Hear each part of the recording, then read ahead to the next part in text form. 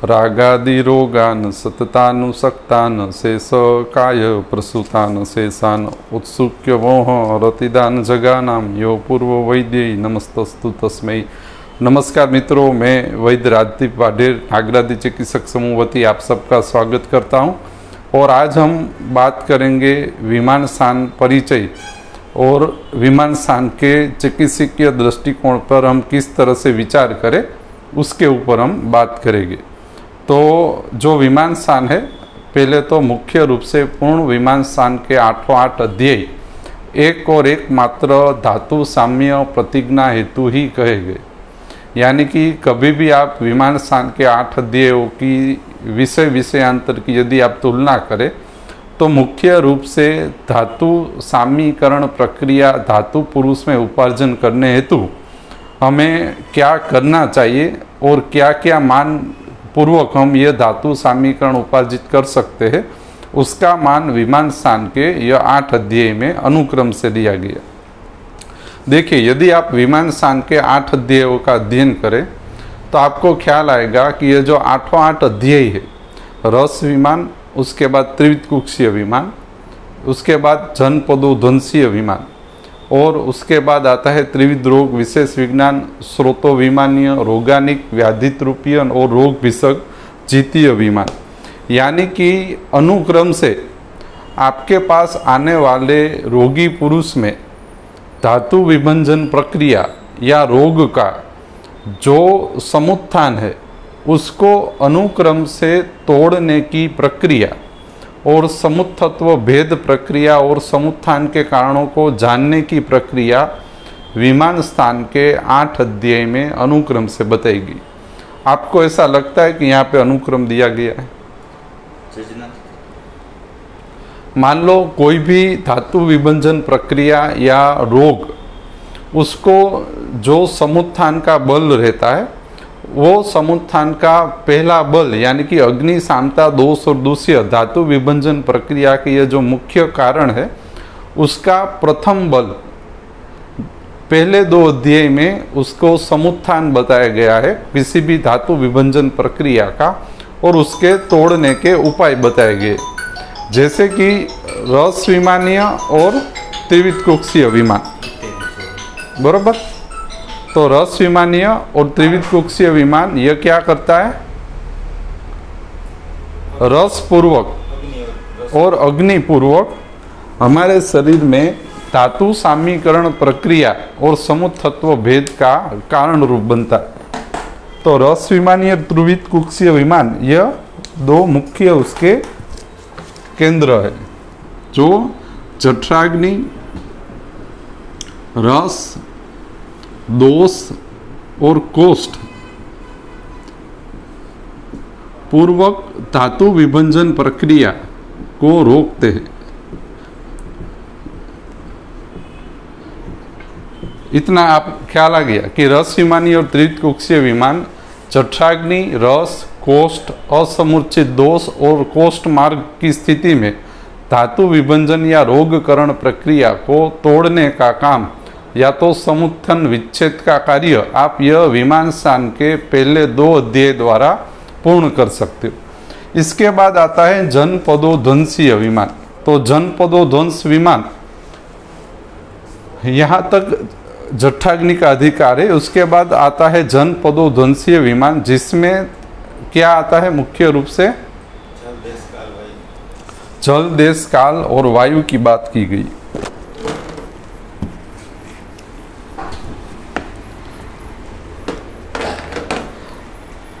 यानी कि पहले तो हम यह जान ले कि यह 8 अध्याय आप शांति से अध्ययन करो तो अनुक्रम से धातु विभंजन प्रक्रिया जो अनुक्रम से आकार लेती है, जठराग्नि, रस, कोष्ठ, आगे जाके धातु, इसके आगे जाके स्रोतस, उसके अंदर विभंजन प्रक्रिया, उसके बाद समूर्छन प्रक्रिया, समूर्छन का एक विकल्प। और ऐसा यदि इस अनुक्रम से यदि आप मानपूर्वक चिकित्सा अनुक्रम समुत्थान विच्छेद प्रक्रिया यदि आप करते हो तो अंतिम स्थिति क्या आएगी? रोग विषक जीतीय विमान। यानी कि रस विमानीय, त्रिविधकुक्षीय विमान, जनपदोध्वंसीय विमान, त्रिविध रोग विशेष विज्ञान स्रोत रोगानिक व्याधित रूपीय विमान। यदि किसी भी धातु विभंजन प्रक्रिया को इस 7 मान प्रमाण प्रक्रिया से ज्ञात किया जाए तो अंतिम स्वरूप आएगा कि आपका जो भिषक है वो रोग भिषक जितीय स्थिति को प्राप्त करेगा।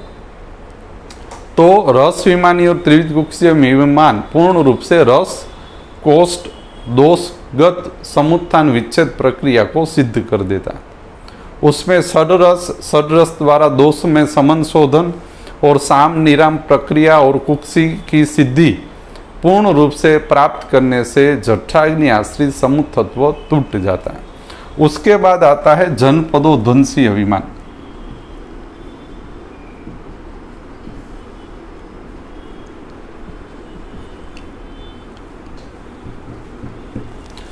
जनपदोध्वंसीय विमान क्या है कि त्रिविध कुक्षीय विमान की सिद्धि के बाद अनुक्रम से आने वाला जनपदोध्वंसीय विमान चतुर्विंशति धातु पुरुष के 5 भौतिक धातु समुदाय चतुर्विंशति धातु पुरुष के 5 भौतिक धातु समुदाय रस विमानी और त्रिविध कुक्षीय विमान के बाद स्थानस्थ धातु और धात्वाग्नि के स्थानस्थ रस में वैकारिक जल देश काल और वायु के परिवर्तन के कारण उत्पन्न होने वाली जनपद मंडल या धातु समुदाय में उत्पन्न होने वाली विभंजन प्रक्रिया का मान यानी कि जनपदोध्वंसीय विमान। यह सरल भाषा में यथा पिंडे तथा ब्रह्मांडे न्याय से आपको जनपदोध्वंस विमान का एक संकलन आपको बताने की कोशिश की है कि त्रिविध कुक्षीय विमान के बाद अनुक्रम से जो जनपदोध्वंसीय विमान है वो हमारे शरीर के यानी कि पिंड में चतुर्विंशति धातु पुरुष धातु समुदाय स्थानस्थ धातु और धात्वाग्नि के स्थानस्थ रस में जल देश काल वायु की वैकारिक स्थिति के कारण जो सामुदायिक धातु विभंजन होता है उसको निरूपण के स्वरूप में जनपदोध्वंसीय विमान बताया गया। यानी कि जल देश काल वायु की वैकारिक स्थिति यानी कि वैश्वानर अग्नि यदि वैकारिक स्थिति में हो तो हमारे शरीर में स्थानस्थ धातुओं में विभंजन होता है। इसकी सरल समझौती मैंने लास्ट विमान स्थान परिचय के लेक्चर में भी कहा था, जनपदोध्वंसीय विमान हमारे शरीर के दिनचर्या और ऋतुचर्या के साथ जुड़ा हुआ अध्याय है। जनपदोध्वंसीय विमान में वैकारिक जल देश काल और वायु सेवन की बात की गई। ये तो आपको ज्ञात है कि वैकारिक जल देश काल वायु सेवन करे तो उससे जनपद मंडल में एक साथ ध्वंस होता है। तो यदि हमारे शरीर में भी यह दिनचर्या और ऋतुचर्या यानी कि स्वस्थ अनुवर्तन का दिनचर्या और ऋतुचर्या जो विभाग है सुश्रुत चतुष्का उसके साथ यह जुड़ा हुआ है। यानी कि एक ऑप्शन यह है कि मान लो जल देश काल वायु वैकारिक हो और यदि आप सेवन करें तो आप में जनपदध्वंस यानी आपके धातुओं में विभंजन होगा और आपकी धातुओं में विभंजन होगा। उसी तरह आप एक निश्चित समुदाय में रहते हो, वो समुदाय एक निश्चित जल देश काल वायु का सेवन करता है तो सभी लोगों में एक साथ धातु विभंजन प्रक्रिया आकार लेगी, जो हमने सांप्रत समय में कोविड के टाइम में देखा। वो कोविड एक प्रकार का जनपदोध्वंसीय विमान के ही अधिकार में आने वाली पूर्ण स्थिति। अब हमारे शरीर में हम क्या सोच सकते कि भाई यदि कोई रोगी पुरुष मात्राशीतीय रस विमानी और त्रिविध कुक्षीय विमान अधिकार से जुड़ा हुआ सुश्रुत का अध्याय, उसके बाद आने वाला दिनचर्या और ऋतुचर्या हमारे शरीर में विमान स्थान के जनपदोध्वंसीय विमान के साथ संकलित होता है। यानी कि यदि आप दिनचर्या और ऋतुचर्या का सापेक्ष पालन नहीं करते तो हमारे शरीर में जल देश काल और वायु जो वैश्वानर अग्नि का परिवर्तन होकर स्थानस्थ रस बनने वाला है, वैश्वानर अग्नि का स्थानस्थ रस जो परिणमन होने वाला है उसमें विकृतीकरण स्थिति आने वाली। दिनचर्या और ऋतुचर्या का सम्यक पालन न करने से, यदि आप ऋतुचर्या का पठन करें या जनपदों ध्वंसीय का पठन करें तो आपको ख्याल होगा काल, ऋतु, रस, दोष, देहबल यह दिनचर्या और ऋतुचर्या द्वारा आश्रित है और उपार्जित होते। यानी कि दिनचर्या और ऋतुचर्या की वैकारिक स्थिति में स्थानस्थ रस बिगड़ जाता है और वो धातु विभंजन करता है। और कौन सी धातु? सविशेष सप्त धात्वाग्नि। स्पष्ट है, रस विमान या त्रिकुक्षीय विमान पूर्ण रूप से जठराग्नि, रस और कोष्ठ को समुत्थान बताता है। दिनचर्या, ऋतुचर्या, जनपदों ध्वंसीय विमान पूर्ण रूप से सप्त धात्वाग्नि, स्थानस्थ रस, स्थानस्थ दोष और सप्त धात्वाग्नियों में एक साथ शिथिलीकरण करके विभंजन प्रक्रिया शुरू करता है। तो क्या होता है उससे? जो अग्नि, शांता, दोष और दूष्य, इसको हम क्या कहते हैं? विकार प्रकृति के घटक।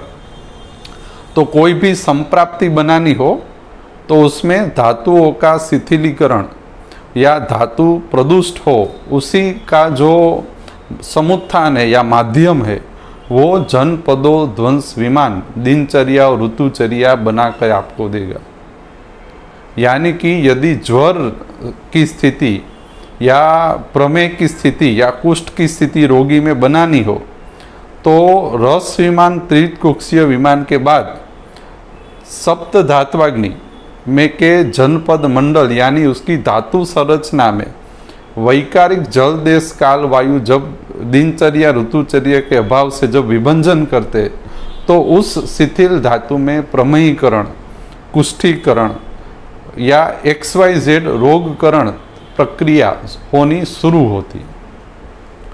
यदि आप पूर्ण विमान स्थान पढ़े तो अनुक्रम से जो विकृतीकरण प्रक्रिया, धातु विभंजन प्रक्रिया रोगी में होने वाली है उसका अनुक्रम से समुत्थान बताया गया है कि पहले रस विमान सिद्ध करो, बाद में त्रिकुक्षीय विमान सिद्ध करो, बाद में जनपदों ध्वंसीय विमान सिद्ध करो। तो इससे क्या होगा? धातु विभंजन अनुक्रम से होना बंद होगा। जठराग्नि आश्रित विकारों में रसमान और त्रिकुक्षमान का बड़ा रोल है, ये आप समझ लो। लेकिन जब धात्वाग्नि इन्वॉल्व होती है तब आपको जनपदों ध्वंसीय विमान में बताई गई चिकित्सा का अवश्यमेव समुत्थान विच्छेद हेतु उपयोग करना चाहिए। इतना आपको ख्याल है, ये इसका सार है। यदि आप ऐसे ही पढ़ लो जनपदों ध्वंस तो आपको ऐसा होगा कि अब ऐसा जल, देश, काल, वायु परिवर्तन हो तो कब प्लेग फाटेगा, कब मलेरिया, कोविड, आप मान लो इसको में ले सकते हो। लेकिन आपके प्रतिदिन आने वाले रोगी पुरुष में जनपदों ध्वंस विमान, धातु विभंजन, सप्त धात्वाग्नि की शिथिलीकरण स्थिति आपको दिखनी चाहिए। क्योंकि वरना तो आप 70 साल तक प्रैक्टिस करते रहो, कहीं भी आपको जनपदों ध्वंस विमान दिखने वाला नहीं। समझी लो कि ये आवे छे तो एनो मतलब ये छे ने कि इस समय एवाय केटला छे जेने आनी असर थती નથી तो ए लोको दिनचर्या ने ऋतुचर्याની सापेक्ष स्थितिમાં જે એનાથી વિરુદ્ધ ગયા એમાં જ આ જનપદ બરોબર જનપદ ધ્વંસ તો જ થાય। આટલા સમયનું પરીક્ષણ એવું કે તમારા પ્રમેહનો પેશન્ટ આવ્યો, કુષ્ઠનો પેશન્ટ આવ્યો કે જ્યાં ધાત્વાગ્નિનો ઇન્વોલ્વમેન્ટ છે એવું કોઈ રોગી આવે, માન લ્યો સપ્ત પ્રદોષજ છે, धातु प्रदोषजना कोई पण स्थिति, ये तभी हो सकती है जब उसने दिनचर्या ऋतुचर्या का उल्लंघन किया। दिनचर्या ने ऋतुचर्या ये तो પછી દરેકની ફિક્સ છે, પહેલા આપણે કહી દીધું છે જે તે એટલે આપણે એને જ ફોલો કરવાની છે ને, એને જ ફોલો કરવાની। जनपद ગમે તે હોય, जनपद सप्त धातु जो सही बात यह है कि सब में सप्त धातु कॉमन है, रस, रक्ताद, मांस में सब में स्थिति एक ही, लेकिन उसका स्वश्रुत अनुवर्तन ये उसकी समवायता बनाने में मुख्य रूप धारण करता है। आ गमे ते बदले पर्यावरण, देश बदल्यो, काल बदल्यो, હવે જ્યારે આપણે આપણા શરીરની અંદર નથી જવા દેવું ત્યારે આપણે તો માત્ર જે ઋતુ ચાલે છે એમાં જે કીધું છે એને જ ખાલી फॉलो करवाना।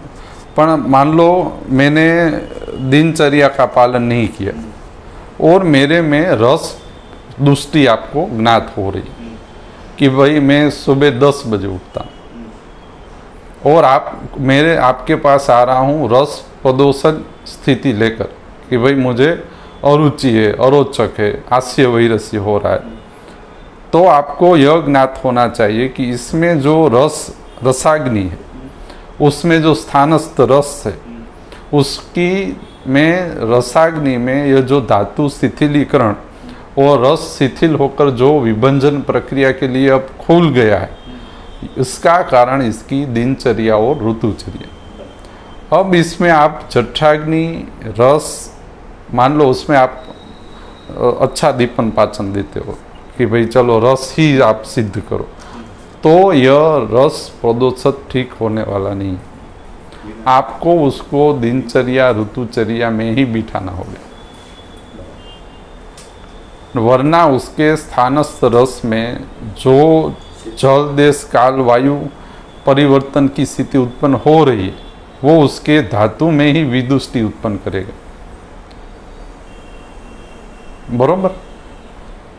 स्वस्त्रुत चतुष्क के जो 4 अध्याय, मात्रासितीय, तस्यासितीय, नववेगान धारणी और इंद्रियोपक्रमणीय, ये 4 अध्याय चतुर्विंशति धातु पुरुष की जठराग्नि, धात्वाग्नि, महाभूताग्नि को धातु विभंजन के साथ जोड़ने का काम करती। ये तो आप समझ गए।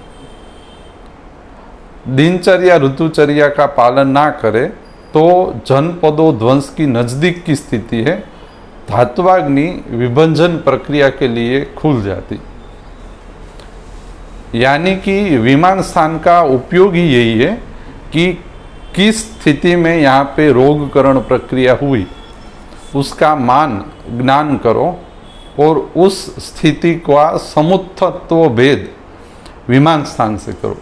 संप्राप्ति विघटन चिकित्सित स्थान में कहा जाएगा। मान लो मैं एक आपको अच्छी बात कहूँ कि श्वास का कोई रोगी आता है, तो पहले तो आपको उसका लंघन, दीपन, पाचन, दिनचर्या, ऋतुचर्या, प्राणवायु स्रोतस, इसी पे ही टारगेट करना। आपको श्वास का चिकित्सा सूत्र अभी कुछ चलाना का है ही नहीं। वो सब ये हो जाए, विमान त्रिविध कुक्षीय स्रोतो विमान, तब विभंजन समुत्थान टूट जाए तब कार्य करे।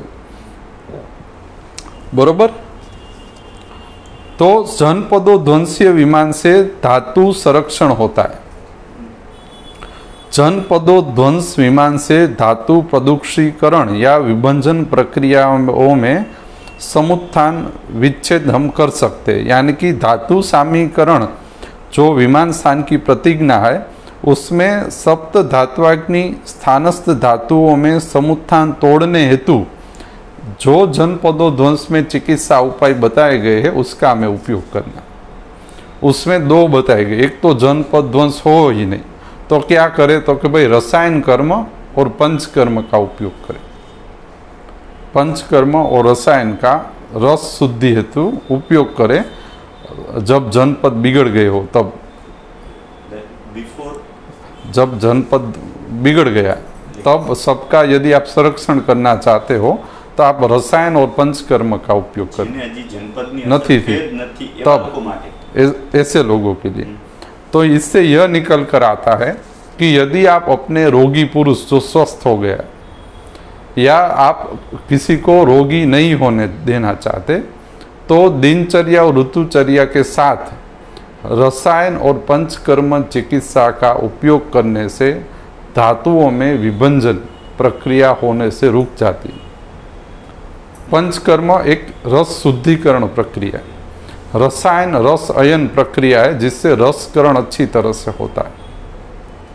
तो रसायन से रसकरण अच्छी तरह से करवाओ और पंचकर्म से रस शुद्धि करवाओ।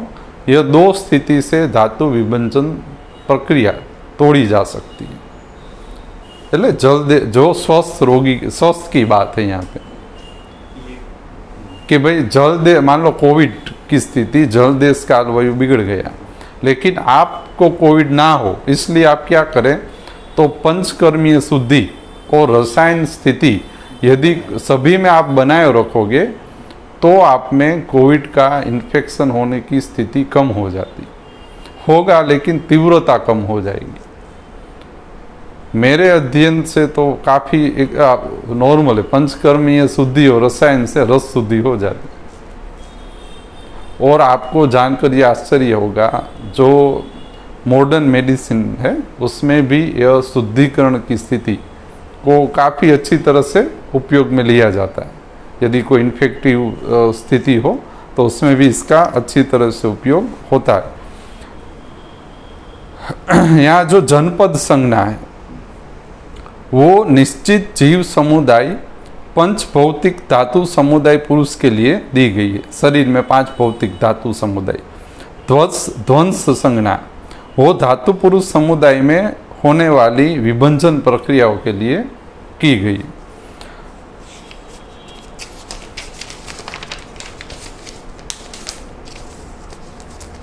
जनपदों ध्वंस विमान पूर्वक कौन कौन से घटक सापेक्ष होते हैं, तो स्थानस्थ रस। देखो रस की 2 स्थिति का हम विचार करते हैं। एक तो मार्गस्थ रस जो जठराग्नि आश्रित, स्थानस्थ रस जो धात्वाग्नियों के द्वारा उपयोग किया जाने वाला है। धात्वाग्नि पोषण हेतु पहुंचा हुआ जठराग्नि द्वारा परिवर्तित भाग है जिसे हम स्थानस्थ रस कहते। दूसरा स्थानस्थ रस शुद्धि जनपदों ध्वंस से उत्पन्न होती। अब देखो स्थानस्थ रस शुद्धि कैसे करें, तो यह आपको जनपदों ध्वंस से पता चलेगा। 5 भौतिक धातु संगठन यानी कि स्थानस्थ धातु सप्त धात्वाग्नि संरक्षण का उपाय जनपदों ध्वंस में बताया गया। धातु विभंजन प्रक्रिया तोड़ने की बात जनपदों ध्वंसीय विमान में बताई गई।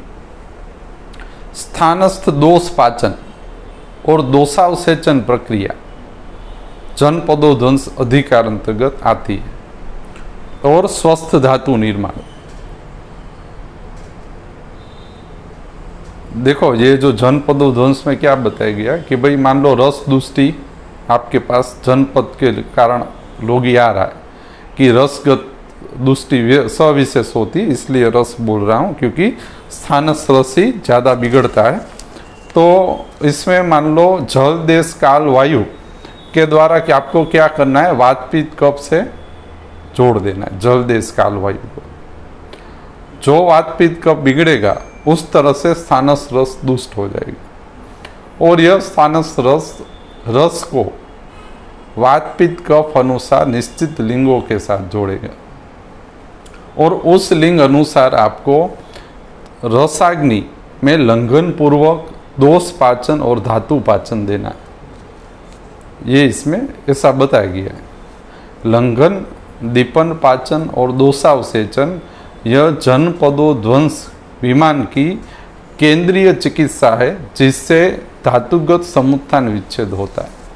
આ વસ્તુ જે કીધી કે જેને જનપદની શરીરમાં અસર થઈ ગઈ છે એના માટેની વાત, એના માટે ઓલું જે છે એ થવા જ ન દે એના માટેની વાત છે। पंचकर्म रसायन, हाँ पंचकर्म रसायन संरक्षण हेतु कि ना हो उसके लिए। लेकिन यदि हो गया तब आपको लंघन, दीपन, पाचन, दोषावसेचन देना। तो यह जो लंघन, दीपन, पाचन, दोषावसेचन की बात है यह धातुगत स्थिति में उपयोग करने हेतु कहा गया। जठराग्निगत स्थिति हेतु रस विमान, त्रिकुक्षीय विमान अलग से ही कह दिया गया है। तो यह जो लंघन, दीपन, पाचन है यह आपको सप्त धात्वाग्नि अनुसार तय करना। मान लो रसाग्नि है तो रसाग्नि में लंघन, रसगत दीपन पाचन और रसगत दोषावसेचन। रक्ताग्नि तो लंघन, रक्तपित्त, हरिक्रिया, विरेको, उपवास, सोनिस्त्रावण यह रसाग्नि की केंद्र चिकित्सा है।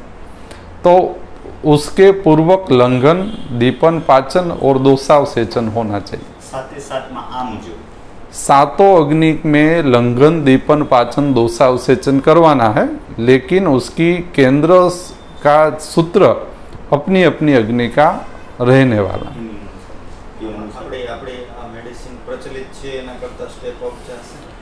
हाँ थोड़ीक माइनोर सुधारो आवे। कलिंगादी धातुओं स्थानस्थ रस शुद्ध करे, हाँ वाची ज वात। पछी धातु में जाए ने जाशे ज ने। प्रमेयना योग में कलिंगादी छे, कुष्ठना योग में कलिंगादी वपराय। प्रमेय और कुष्ठ में जो कलिंगादी का योग है वो स्थानस्थ रस शुद्धि और रस रक्त मांस मेदाग्नि में रस स्थानस्थ रस शुद्धि हेतु कहा गया। लेकिन दूसरा इसमें क्या है, एक तो भैषज्य कल्पना और आहार कल्पना आपके भेषज संग्रह को बल एक निश्चित कल्पन के लिए तैयार कर देगा, बरोबर।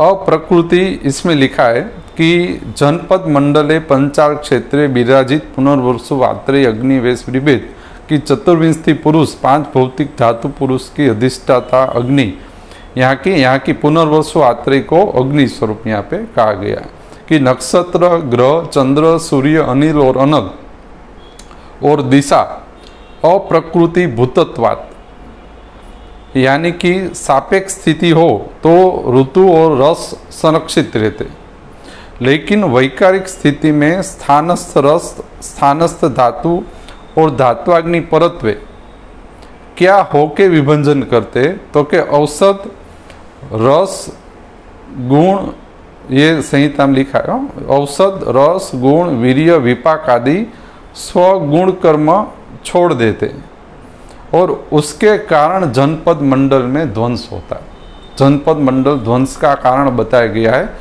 कि वैकारिक नक्षत्र ग्रह चंद्र सूर्य अनिल अनल का प्रभाव स्थानस्थ रस पे पड़ने से रस गुण वीर्य विपाक आदि अपने गुण कर्म छोड़ देते। तो इसके ऊपर हमने जो हम रस पंचक कहते हैं, जिसको जो योग्य स्थिति में हो या ना हो उसकी बात है कि रस गुण वीर्य विपाक और प्रभाव हकीकत में रस के ही अवान्तर भेद, रस गुण वीर्य विपाक प्रभाव रसकरण प्रक्रिया को अनुक्रम से ज्ञात करने के उपाय, जिसे हम रस पंचक कहते हैं। इसमें लिखा है कि उससे रस पंचक बिगड़ जाता है, यानी कि जो स्थानस्थ रस है वो अपनी संपदा खो बैठता है, तो क्या होता है, दुष्ट हो जाता है स्थानस्थ रस, और स्थानस्थ रस का उपयोग करने वाली है सप्त धात्वाग्नि, और उस दूषित स्थानस्थ रस के कारण सप्त धात्वाग्नि में शिथिलीकरण और जनपद ध्वंस होता है। ये इसका समुत्थान बताया गया। तो दिनचर्या ऋतुचर्या से भी यही होता है, जनपद मंडल से भी यही होता है। तो अल्टीमेटली स्थानस्थ रस बिगड़ता है। एक तो आप बिगाड़ते हो, दूसरा दोनों में आप ही बिगाड़ते हो। देखो, जनपदो ध्वंस का कारण ही अधर्म या समुदाय के अधर्म को बताया गया, यानी अधर्म यानी सुश्रुत दिनचर्या ऋतुचर्या का पालन नहीं कर रहे हो, वो अधर्म है। न वेगान धारणी और इंद्रियोपक्रमणीय का पालन नहीं कर रहे हो तो ये अधर्म। धर्म क्या है कि यह स्वश्रुत चतुष पालन करो, ये धर्म। आप मान लो इंद्रियोपक्रमणीय वाला व्यक्ति, इससे बड़ा धर्म कुछ है ही नहीं। धर्म के केंद्र में क्या है, इंद्रियोपक्रम। धर्म का यदि आप केंद्र देखो तो उसमें किस तरह से व्यवहार करना चाहिए, उसके सिवाय कोई व्याख्या नहीं। आप कोई भी आप ले लो तो धर्म का मुख्य केंद्र व्यवहार है। तो यह व्यवहार कहाँ बताया गया आयुर्वेद में, इंद्रियोपक्रमणीय के पंच इंद्रियों द्वारा किस तरह से व्यवहार करना चाहिए, बरोबर।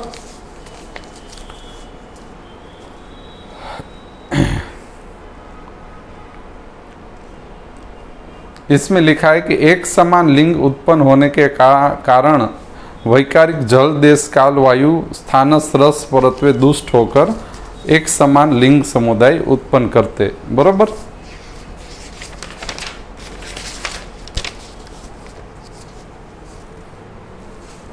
આમાં કઈ પ્રશ્ન હોય તો કયો દિલીપભાઈ. આજે અમારે વાયરલ આવે સમય હમ એ એક પ્રકારનું જનપદ જનપદ જ છે.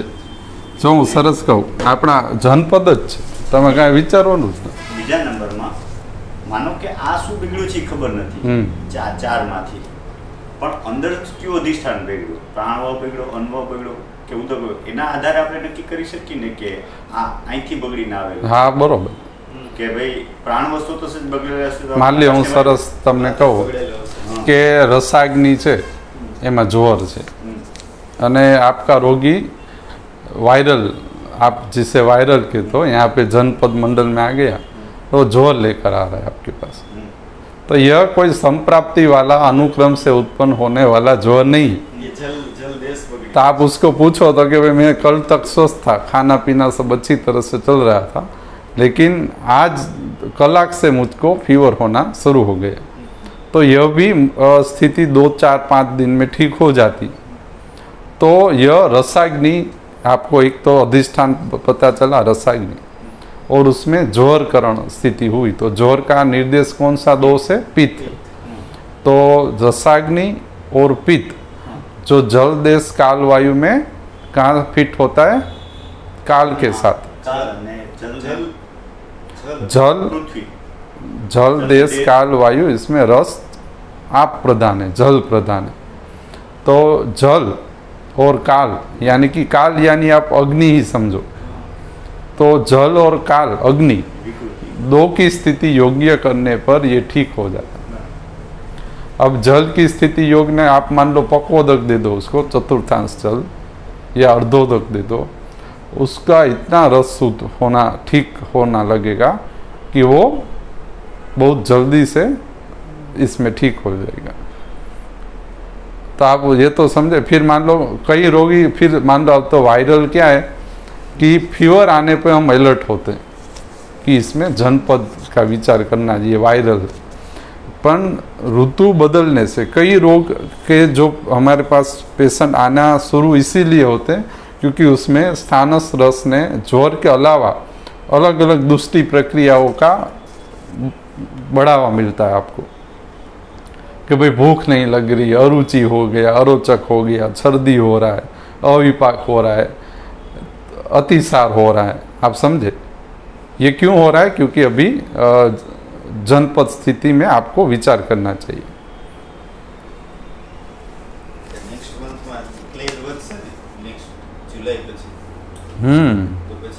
પણ મેં આપ એક अच्छी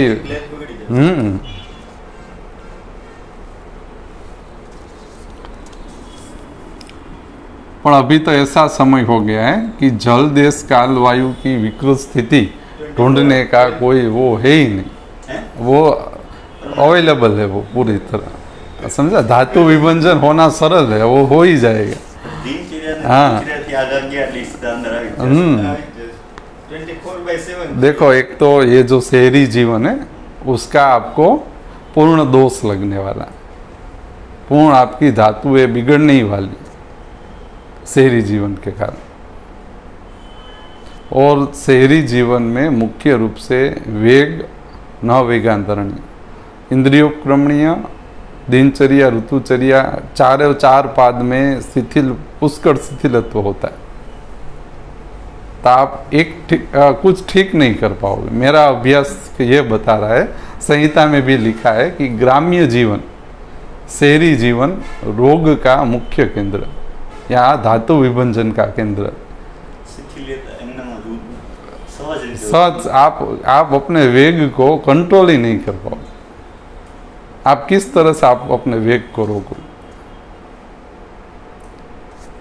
इसमें मानस और शारीर वेग, दो वेग लिखे हुए. यह वेग हमारे शरीर में संप्राप्तिकरण के मुख्य केंद्र, संप्राप्तियां उत्पन्न करते. तो आपके पास वेग बंद कैसे करोगे आप? चिंता, भय, काम, क्रोध, शोक, फिर क्षुधा, तृषा, किस तरह से आप बंधे हुए हो तो वेग आपको नहीं आप ठीक कर पाओगे. बराबर. तो आपको शिथिलत्व तो है ही, आप जितना बच सके वो बचना चाहिए. बराबर. तो वेग का आपको पता है, वेग से हमारे शरीर में क्या होता है, न वेगान धारणीय, उसका एक संहिता में नाम है रोग अनुत्पादनीय। तो रोग को यदि आप नहीं उत्पन्न करना चाहते तो वेग के ऊपर ध्यान देना चाहिए कि भाई धातु विभंजन तो हो गया लेकिन रोग नहीं होना चाहिए। आप समझे, ये स्थिति तो हो गई लेकिन रोग ना होने का बहुत बड़ा शस्त्र है न वेगान धारणी। वो रोग रिपोर्ट में અત્યાર સુધી તો કઈ આવવાનું નથી। रिपोर्ट में तो न वेगान धारणी થશે તો જ આવશે, બાકી धातु विभंजन તમારે રોગ થઈ ગયો ને એટલે વેગ ગણ લેવાનો। તો સમજી ગયા, અત્યારે તો શું છે ભાવનાઓ અને ઉપર મુખ્ય અસર થાય એટલે રોગ તો થવાનો, બરોબર। આટલું રાખવું, આટલું રાખી, બરોબર।